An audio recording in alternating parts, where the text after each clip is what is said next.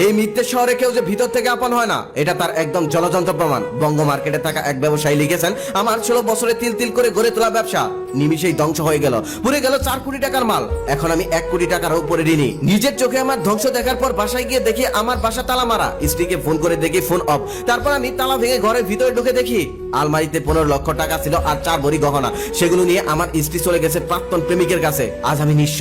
আজ আমি সত্যি পৃথিবীর সব থেকে অসহায় একজন মানুষ। কিছুক্ষণ পরে আমার লাশটা আমার ঘরে পড়ে থাকবে। আল্লাহর ওয়াস্তে সবাই আমাকে ক্ষমা করে দিবেন। এই হলো সেই অর্ধাঙ্গিনী যাকে তিনি ময়না পাখির মতোই পুষেছিলেন। তবে স্বার্থ পুরানোর সাথে সাথেই সেই ময়না পাখি খাঁচা ছেড়ে উড়াল দিয়েছে, চলে গেছে অন্য কারো নিরে। এবার চলুন আরো একটি অলৌকিক ঘটনা দেখি। প্রায় 5000 দোকান পুরে ছাই হয়ে গেল। আগুনের বিভীষিকা কতটা ভয়ঙ্কর ছিল তা আমরা সবাই দেখেছি।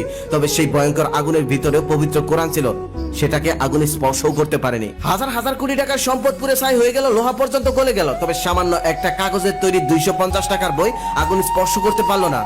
সুবহানাল্লাহ বলবেন না? আগুনে এই বই স্পর্শ করবে কিভাবে? এত বড় সাহস আগুন কোথায় পায়? এটা যে আসমানি কিতাব, এটা যে আমাদের আল কোরআন। মক্কার কাফিররা কেউ কেউ মনে করত হযরত মুহাম্মদ সাল্লাল্লাহু আলাইহি সাল্লাম নিজেই কোরআনটি রচনা করেছেন। তিনি মারা যাওয়ার পর আর এই কিতাবকে খুঁজে পাওয়া যাবে না। নাউজুবিল্লাহ। এক আয়াতে তাদের এই ভ্রান্তিকে ভেঙে দিতে এমনটা বলা হয়েছে, আল্লাহ নিজেই মুহাম্মদ সাল্লাল্লাহু আলাইহি সাল্লামের উপর এই কোরআনকে নাজিল করেছেন।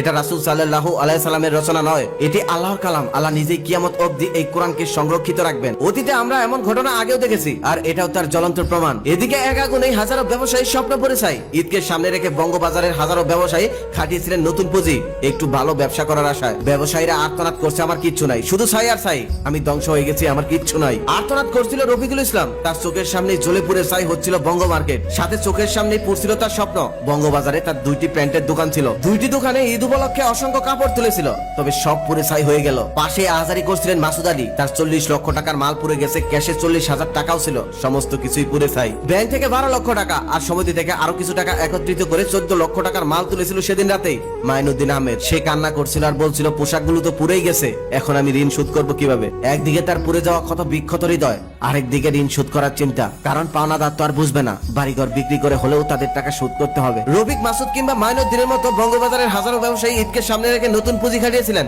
কারণ ঈদের পরে সব উড়ে আসবে। তবে মঙ্গলবারের আগুন তাদের সর্বস্ব কেড়ে নিয়েছে। স্বপ্ন বুনতে বছরের পর বছর লেগে যায়, তবে পুড়তে লাগে কিছুক্ষণ। হাজারো ব্যবসায়ীর স্বপ্ন পুড়ে ছাই হয়ে গেল এভাবেই। ঘটনাস্থল থেকে ঢাকা মেইলের নিজস্ব প্রতিবেদক জানিয়েছেন, 2 তলা মার্কেটের পুরোটাই পুরো একদম ছাই হয়ে গেছে। একটি বিল্ডিং এর উপর থেকে তা স্পষ্ট দেখা যাচ্ছে। পুরো মার্কেট পোড়ার পাশাপাশি আশেপাশের কিছু বিল্ডিং ও ক্ষতিগ্রস্ত হয়েছে। ঘটনার সময় প্রচুর বাতাস ছিল, ধোঁয়ায় অন্ধকার হয়ে গেছিল পুরো এলাকা। আমি কয়েকজন ব্যবসায়ীকে দেখেছি কষ্ট সহ্য করতে না পেরে বারবার আগুনের মধ্যে ছুটে যেতে চেয়েছে তারা। ওই ভয়ঙ্কর আগুন থেকেও তারা চেষ্টা করেছে তাদের ব্যবসা প্রতিষ্ঠানকে বাঁচাতে। ফায়ার সার্ভিসের লোকদেরকে আগুন নেভানোর পাশাপাশি সেই সব ব্যবসায়ীদেরকেও ধরে রাখতে হয়েছে। বাংলাদেশে পবিত্র ঈদ উল ফিতরের সামনে বছরের সব থেকে ভালো বেচা কেনা হয়। ঠিক এই সময় এসে হাজারো মানুষের স্বপ্নগুলো কয়েক ঘন্টার ব্যবধানে পুরো ছাই হয়ে গেল। পুড়ে গেল মার্কেট, পুড়ে গেল কাপড় চোপড়, পুড়ে গেল টাকা। ব্যবসায়ীদের প্রাথমিক হিসাব অনুযায়ী প্রায় 5000 দোকান পুরো ছাই হয়ে গেছে। ক্ষতির পরিমাণ দাঁড়িয়েছে 1000 কোটি টাকারও বেশি। ফায়ার সার্ভিস জানিয়েছেন, আগুন নিয়ন্ত্রণে আনতে দেরি হওয়ার কারণ ছিল 3টি। 1 নম্বরে হচ্ছে উৎসুক জনতার ভিড়, 2 নম্বরে পানির অভাব, 3 নম্বরে হচ্ছে প্রচন্ড বাতাস ছিল।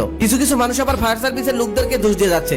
তাদেরই বা কি দোষ? মার্কেটের ভিতরে এত ঘন ঘন দোকান, তার মধ্যে পানির অভাব, তার মধ্যে আবার আমাদের দেশটা স্মার্ট হলেও স্মার্ট কোনো যন্ত্রপাতি নেই। কথাটা খারাপ শুনতে হলেও এখানে এই কথাটাই প্রযোজ্য। ঢাল নেই, তরোয়াল নেই, যুদ্ধ করবে